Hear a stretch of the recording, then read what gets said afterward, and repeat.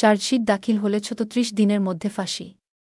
বাংলায় ধর্ষণরোধী অপরাজিতা নারী ও শিশু বিল ২০২৪ এ কি আছে জেনে নিন। ৯ আগস্ট আর.জি. কর মেডিকেল কলেজে একজন জুনিয়র ডাক্তারকে ধর্ষণ ও খুন করা হয়েছে, যার পরে মানুষ বর্তমানে রাজ্যের রাস্তায় ন্যায়বিচারের আবেদন করছে। জুনিয়র ডাক্তাররা কলকাতার লাল বাজারের রাস্তায় বিক্ষোভ করছেন এবং শুধু কলকাতার নির্ভয়ার বিচার দাবি করছেন না, মহিলাদের নিরাপত্তা নিয়েও প্রশ্ন তোলা হচ্ছে। কলকাতা ধর্ষণ মামলার জন্য শুধু রাজ্যে নয়, সারা দেশেই সোচ্চার হচ্ছে। মুখ্যমন্ত্রী মমতা বন্দ্যোপাধ্যায় ধর্ষণ বিরোধী বিল আনার ঘোষণা দিয়েছেন। আজ বিধানসভায় এই বিল পেশ করা হয়েছে। এই বিলের নাম অপরাজিতা নারী ও শিশু বিল ২০২৪। এই বিলের মধ্যে নারী ও শিশুদের বিরুদ্ধে অপরাধ সংক্রান্ত অনেক বিধি তৈরি করা হয়েছে, যার উদ্দেশ্য একটাই, রাজ্যে নারী ও শিশুদের বিরুদ্ধে অপরাধ দমন করা। কি আছে এই বিলে? ধর্ষণ ও হত্যা মামলায় মৃত্যুদণ্ডের বিধান।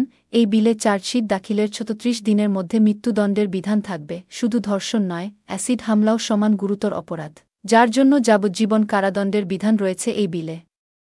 প্রতিটি জেলায় বিশেষ বাহিনী অপরাজিতা টাস্ক ফোর্স গঠন করা হবে। এই অপরাজিতা টাস্ক ফোর্স ধর্ষণ, অ্যাসিড হামলা বা শ্লীলতাহানির ক্ষেত্রে ব্যবস্থা নেবে। এই বিলে আরেকটি অত্যন্ত গুরুত্বপূর্ণ বিষয় যোগ করা হয়েছে, তা হল কেউ যদি নির্যাতিতার পরিচয় প্রকাশ করে, তাহলে তার বিরুদ্ধেও কঠোর ব্যবস্থা নেওয়া হবে। এর আগেও এই ধরনের বিল আনার চেষ্টা করা হয়েছিল। রাজ্যে এই বিল পেশ করতে বিশেষ অধিবেশন ডাকা হয়েছে। যদিও এটি প্রথমবার নয় যে কোনো রাজ্য সরকার নারী ও শিশুদের বিরুদ্ধে ধর্ষণ এবং গুরুতর অপরাধের জন্য এই ধরনের বিল আনে। এর আগেও দুটি রাজ্য এই ধরনের বিল আনার চেষ্টা করেছে।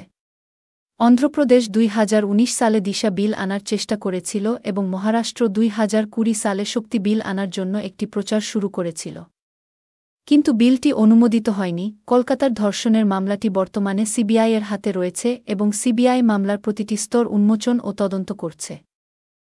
সুপ্রিয় দর্শকগণ, আমাদের চ্যানেলের ১০০০ সাবস্ক্রাইবার দ্রুত সম্পন্ন করার জন্য চ্যানেলটি সাবস্ক্রাইব করুন এবং বন্ধুদের সাথে শেয়ার করুন।